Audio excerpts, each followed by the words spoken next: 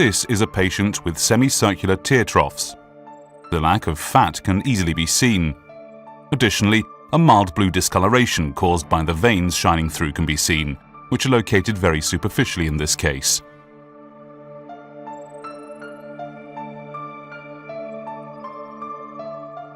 The physician first identifies the position of the facial bones, of the infraorbital rim, and marks it on both sides with a pen. This is to avoid an injection above the rim. Then the areas intended for filler placement are marked. Here it is crucial not to inject into the bone area. This would be contraindicated.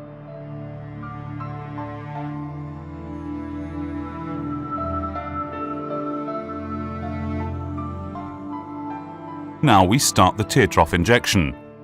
For this purpose, first our anesthetic ointment with 20% lidocaine was applied. Exerting pressure with the finger, the correct position of the auxiliary line is controlled once more. The injection must not go above this line. Now the injection area is anesthetized.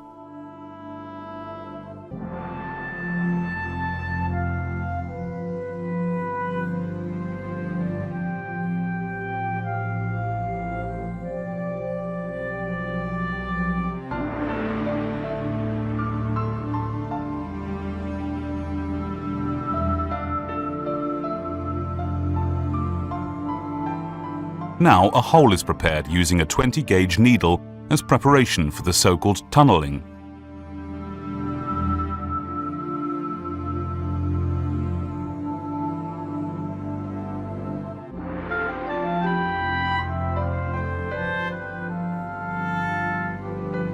Then the injection needle, which is blunt and not sharp, is inserted into the prepared hole and advanced to the starting point of the injection. In this way, damage to the tissue is avoided. It is important to know the position of the cannula tip. You can see that it is positioned neither too deeply nor too superficially.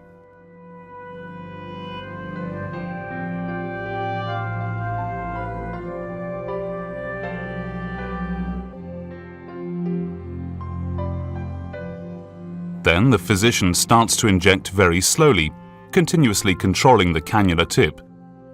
You can see that no bleeding was produced and that the physician's finger follows the slow motion of the cannula, controlling it all the way.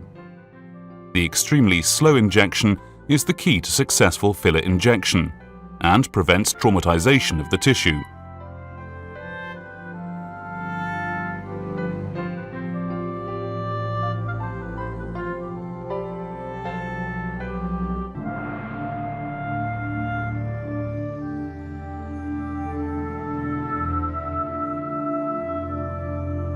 The treatment is concluded with gentle massage.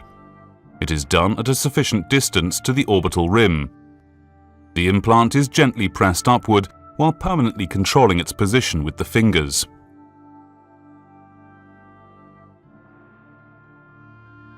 In this patient, only 0.25 milliliters were injected, and you can see and feel the very soft implant.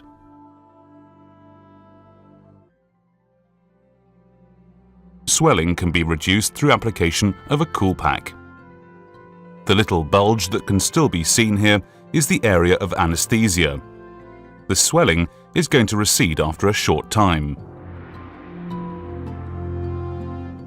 Now we turn to the other side and also see the applied anesthetic ointment with 20% lidocaine. The ointment is removed and the area is disinfected with alcohol.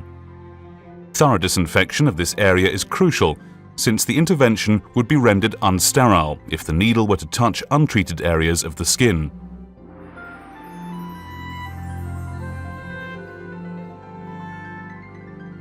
Again, the physician verifies the correct position of the marked injection site through pressure onto the eye. As on the other side, first anesthesia is performed using a very thin 32-gauge needle. The anesthetic is lidocaine without adrenaline. The effect can be seen immediately.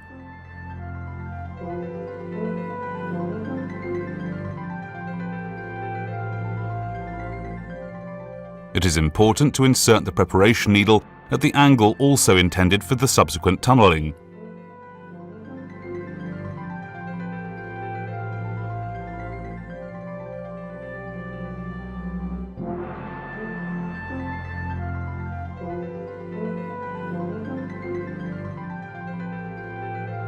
By stretching the skin with 2 fingers, the prepared site is opened and the injection cannula is inserted.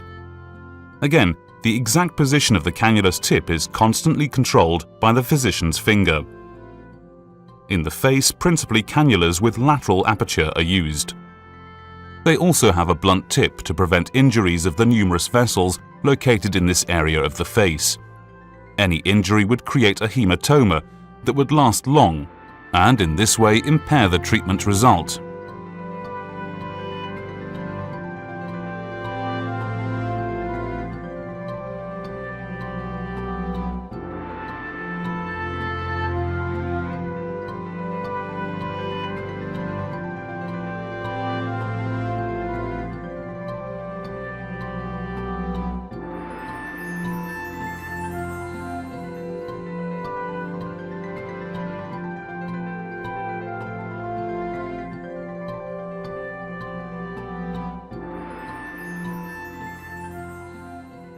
Again, you can still see a little bulge caused by anesthesia.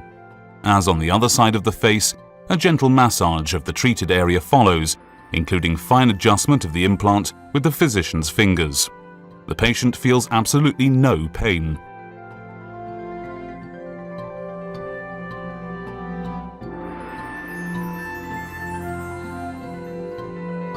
Under the cool pack, our anti-aging serum is applied.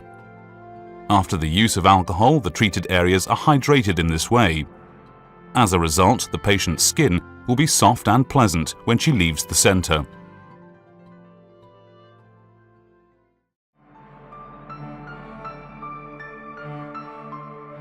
Here you can see a line on the patient's chin that is typical for the aging process. Its depth is reduced through the injection.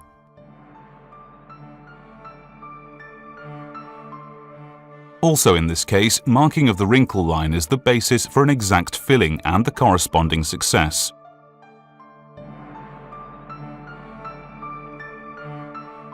First, the 20% lidocaine ointment is removed with alcohol. This is the conclusion of anesthesia. Especially in this kind of wrinkle treatment, it is important to sit the patient upright to make the wrinkles clearly visible.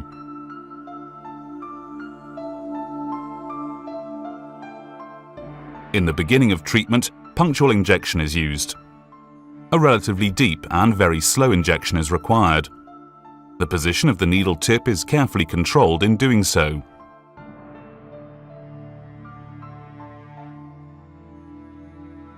Slow injection is extremely important in this sensitive area of the face.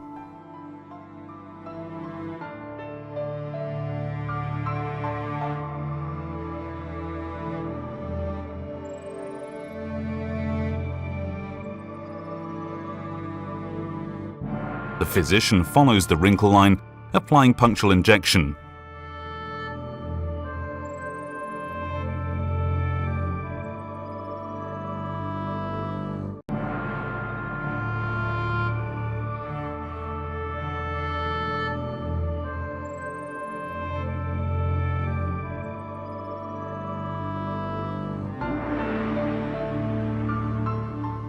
Once this first, so to say, deep basic injection has been concluded, the superficial parts of the wrinkle are filled. This is done using both the punctual and the linear injection technique. This technique is also suitable for the treatment of very deep nasolabial folds.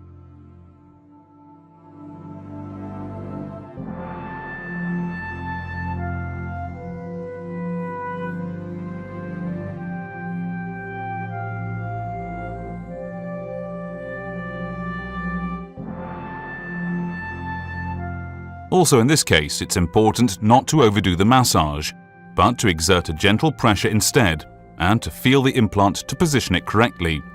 Again, cool packs should be applied at the end of treatment.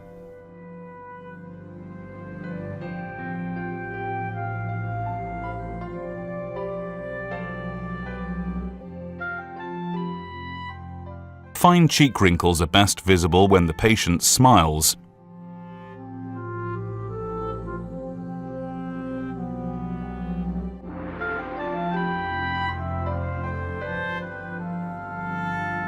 As this is a very superficial injection, the needle is held incline. This makes it easier to realize an optimal injection angle. Marking the beginning and end of the wrinkle makes orientation during the treatment easier.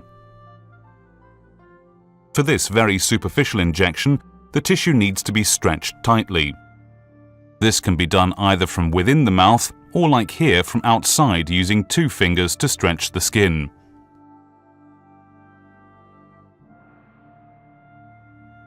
Here, the needle can be seen very clearly at a superficial level in parallel to the skin surface. In this treatment, a slow injection is crucial to avoid the hazard of bump formation. The exactly positioned implant is clearly visible. There are in fact patients where this indication lasts for 2 years. The leaking droplet indicates that the injection was slightly too superficial. However, this also depends on the individual condition of the skin and on the pore size. By now, a line can be seen. The high hyaluronic acid used by us does not lead to blue lines, as is often the case, for example when conventional high hyaluronic acid fillers are used.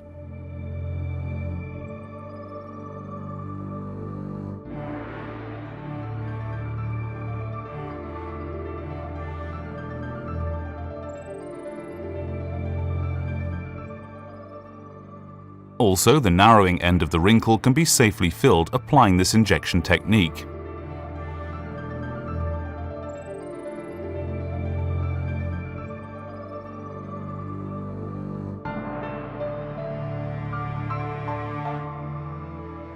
Again, the treatment is concluded with a massage.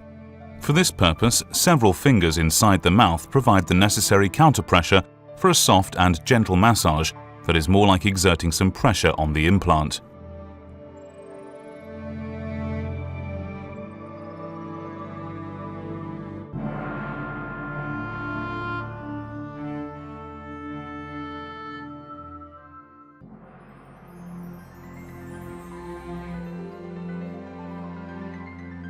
The next special treatment begins with removal of the anesthetic ointment.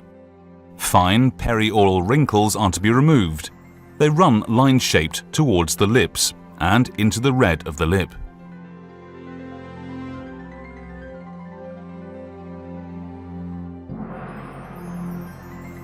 The treatment starts with a very fine injection of the vermillion border.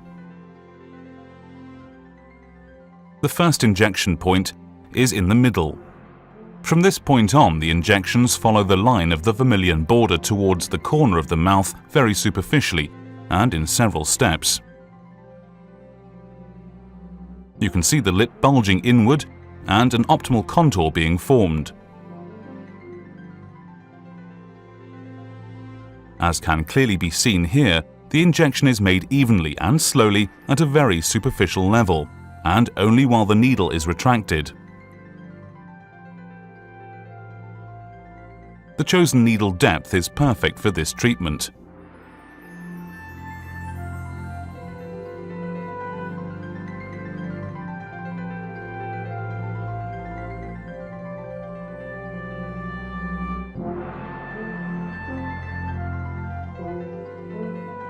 For the small wrinkles running toward the vermillion border, the cannula is directed longitudinally to the wrinkles, and the injection is performed.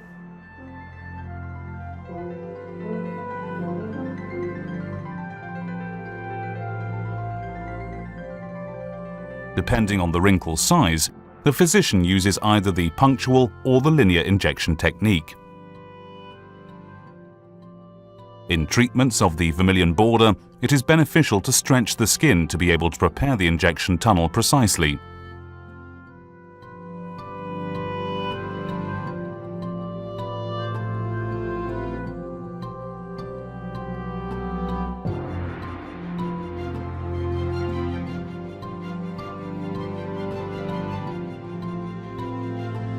Also on this side, the fine wrinkles running towards the vermilion border are treated with the punctual or linear technique, depending on their size.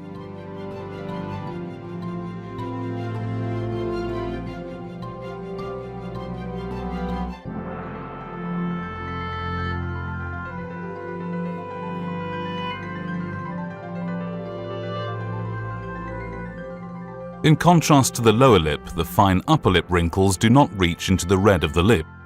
Obviously, a relatively short time has passed since the last treatment. By squeezing the lip area between the fingers, the physician identifies the wrinkle positions. It is preferable to stand above the patient to be able to perform an optimal visual evaluation of the areas. At the same time, this position is ergonomically favorable for the injection, which can be very easily made along the axis of the injection cannula in this way.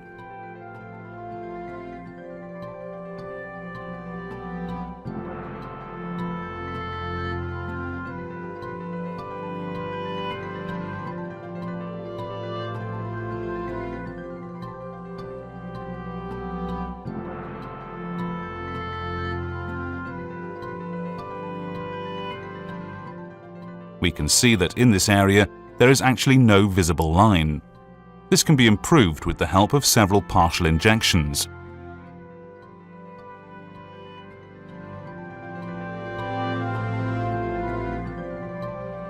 Again, subsequent massage ensures the fine adjustment of the implant. Here you can see how the physician makes the wrinkles clearly visible using 2 fingers. The injection is made longitudinally to the wrinkle, starting at the vermilion border and evenly retracting the needle. The injection volume depends on the wrinkle size.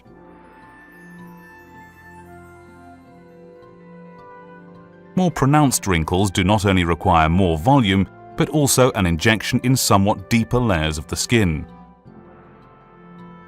Fine wrinkles are treated at a superficial level. Because of the direction of the injection, the physician should always be positioned above the patient, so that the injection needle does not come out at the vermilion border, but a little farther away. In this way, bumps on the lip line can be avoided.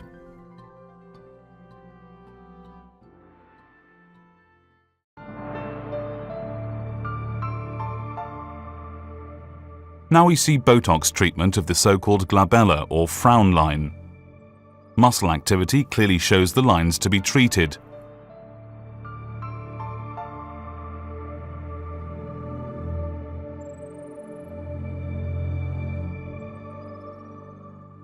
Here, dots of lidocaine ointment were applied.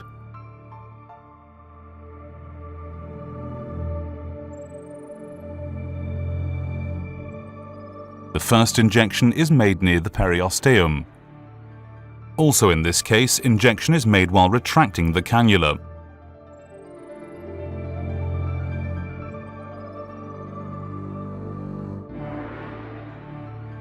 The second injection is made at the periosteum. For this purpose, a very deep insertion of the needle is required. Pressure with the finger will ensure that the botulinum toxin goes into the orbital area.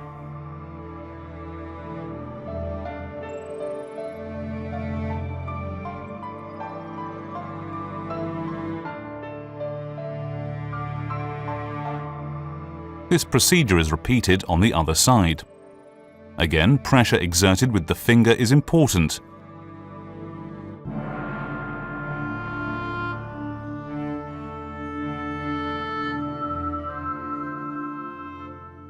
The last injection point is at the end of the muscle, a little more superficially.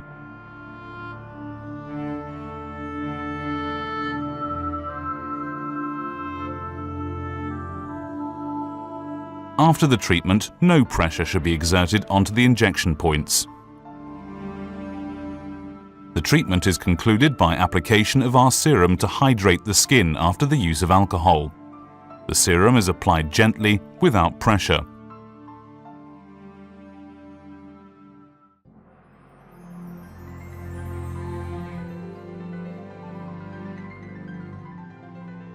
The physician now treats another patient and first plans the procedure through marking. The horizontal line starting at the nose and going outward describes the lowest border for the injection of the implant. The other line marks the end of the osseous structure at the zygomaticus. It is important to know where the bone ends.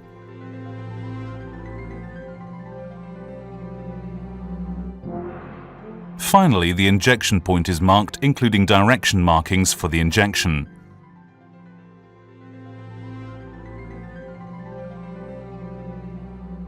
The marking of the orbital rim forms the upper border for the injection. It is crucial not to go above this border. Here, the physician explains once more that he applied an infraorbital block so that the patient will not feel any pain.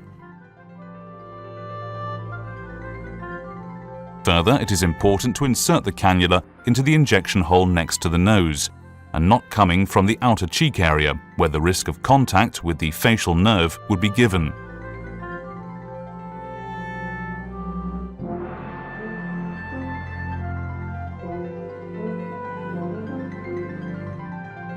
Also, the cannula should not be inserted at a steep angle, but rather at a flat angle, since many blood vessels are located in this area. Knowledge of the anatomy is crucial. Prior to treatment, thorough disinfection of the whole area is required. Any unwanted contact of the non-sterile skin with the cannula may render the treatment non-sterile.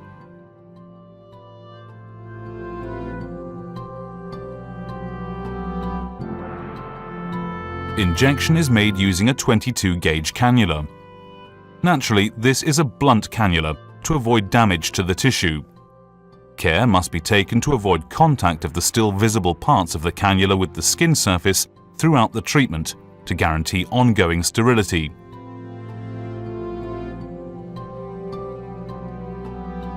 Using the fingers, the position of the cannula is controlled, and the injection is made while retracting the cannula. This is another example showing how the physician prevents the nose from touching the cannula.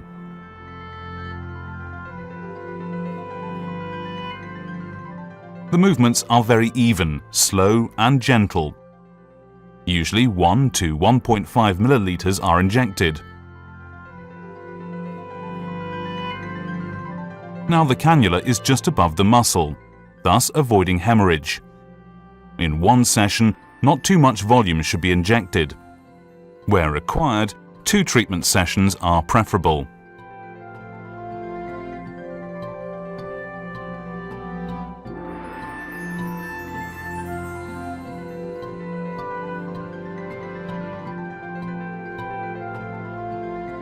Now we see the same treatment on the other side. The tip of the cannula is identified through palpation with the finger. A total of 1 milliliter is injected.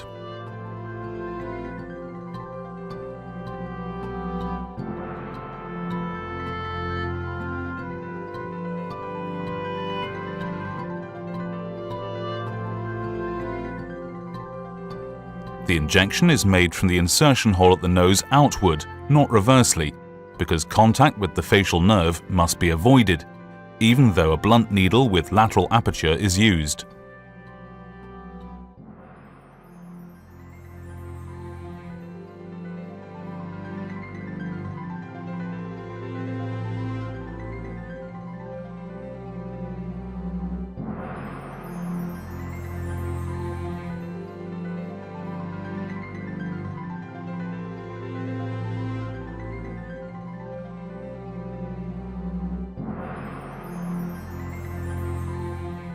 A new insertion hole is used for cheek augmentation.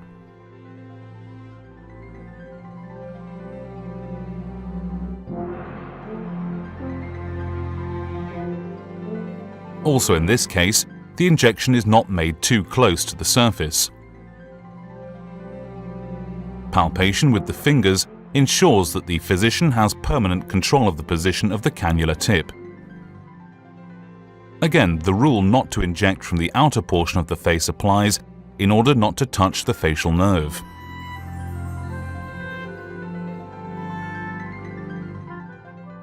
Again, you can see that the physician tries to avoid contact of the still visible part of the cannula with the skin or his hand. This is the only way to ensure absolute sterility.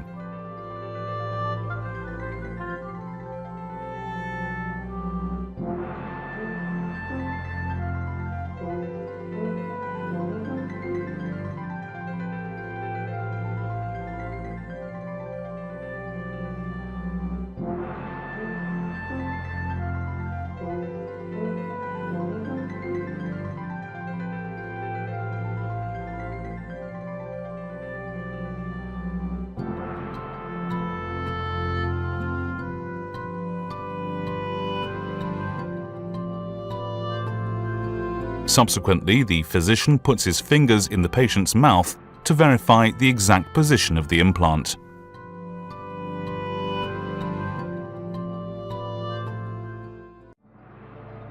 Here we see patient number 3 during the preparation for cheek augmentation.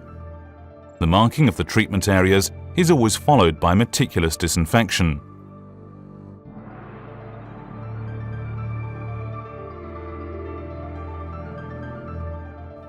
By preliminary insertion of a sharp needle, the physician opens up the treatment area. The patient does not feel anything. The control of the cannula tip is again taken over by the physician's fingers. This permits a targeted injection.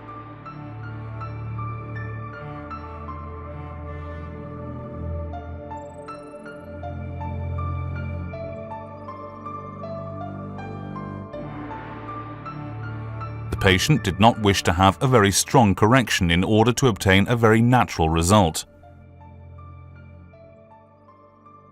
Nevertheless, it's necessary to inject about 1 milliliter above the muscle, however, not in the periosteum.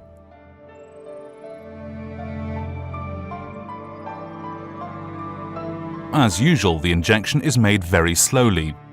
This technique is also suitable for the treatment of nasolabial folds. Also, the zygomaticus can be lifted using this technique.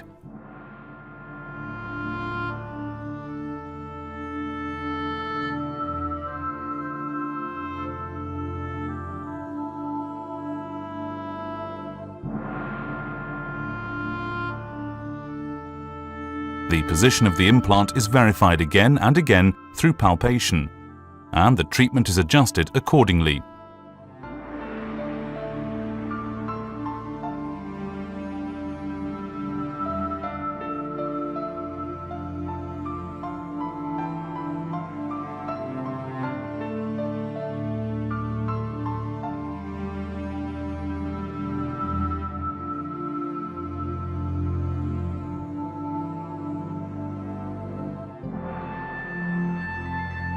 After conclusion of the treatment, the position of the implant is controlled. It is important not to press it downward, but slightly upward instead.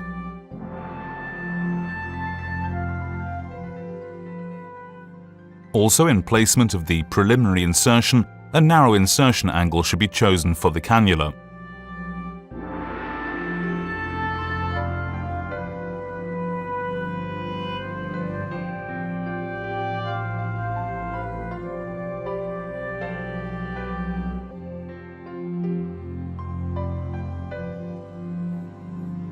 Again, we see the physician's fingers palpating to place the implant precisely. The marked auxiliary lines help the physician direct the cannula absolutely targeted. Of course, care is taken throughout the procedure to avoid contact of the cannula with the skin to maintain the cannula's sterility.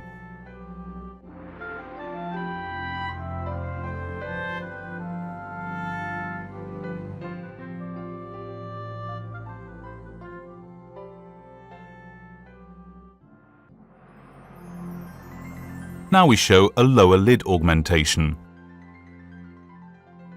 Above the orbital rim, the maximal border for placement of the implant relative to the eyelid is marked. Laterally, we can see a bulge that was caused by anesthesia with lidocaine. Preparation of the hole for injection is again made using a short cannula.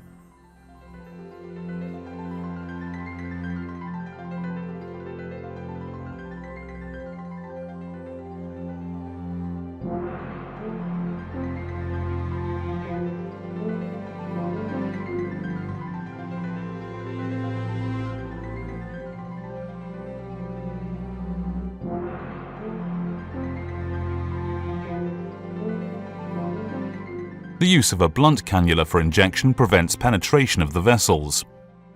This is a good picture of the position of the cannula. Starting at the end point, the injection is made while slowly retracting the cannula. The patient feels no pain at all. Here, the cannula gets slightly out of the way to avoid the tear trough. It's better to begin with 0.2 or 0.25 milliliters than to inject too much volume from the start. The patient is a very good candidate for the subsequent lower eyelid blepharoplastic. As you can see, there is no bleeding except for very little hemorrhage at the injection hole for the treatment. Again, serum is applied to hydrate the skin. Finally, the treatment area is cooled with cool packs for about 10 minutes.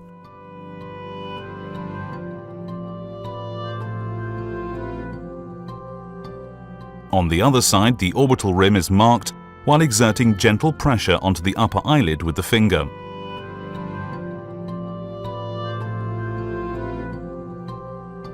Again, the upper border for the implant is marked.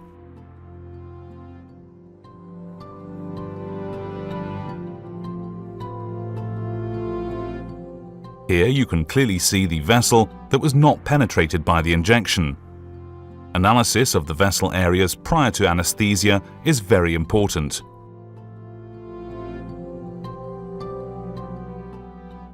After preparation of the injection hole, the injection is made with a blunt needle.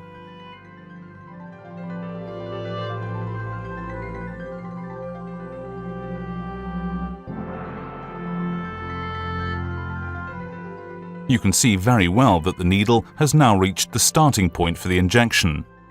Now the implant is injected while slowly retracting the needle and under permanent visual control of the injection volume.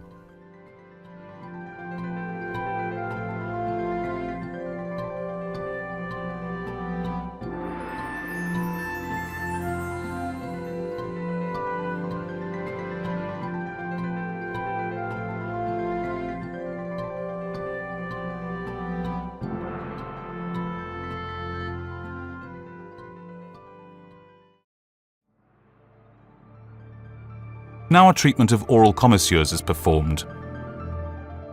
The area to be treated is marked, since the insertion point for the needle is at a little distance, and treatment success can only be ensured through precision. The pressure test shows the inadequate elasticity of this treatment site. Now the physician explains the injection strategy. The physician is positioned above the patient and directs the needle from a point of insertion above the corner of the mouth to the treatment site.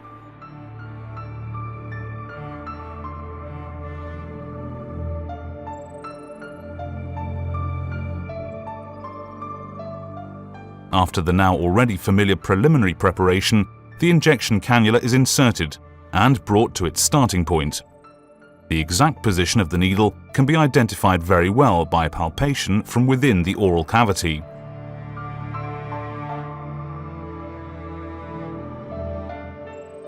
If the position of the needle tip is correct, the injection is slowly started.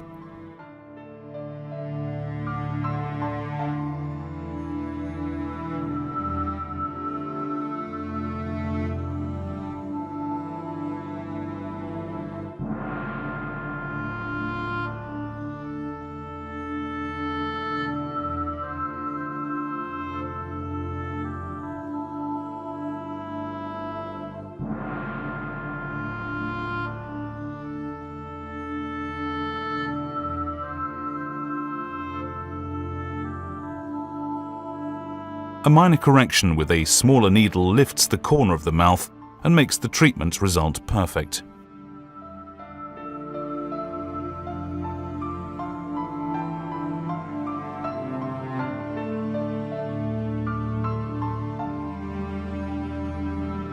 The position of the implant is corrected and optimized through gentle massage.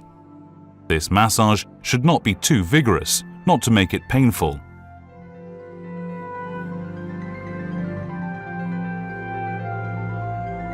The same treatment is now performed in the other side of the face. The routine includes marking and planning of the injection strategy.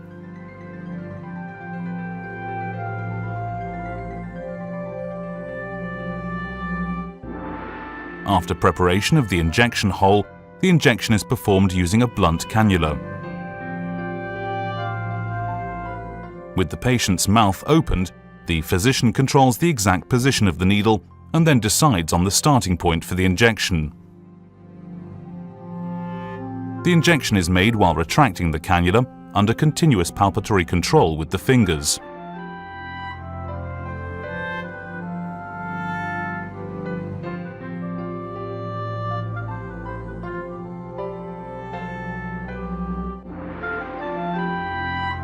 With a small concluding injection, the corner of the mouth is finally lifted a little. This is the end of our instructional film that showed a selection of special treatments.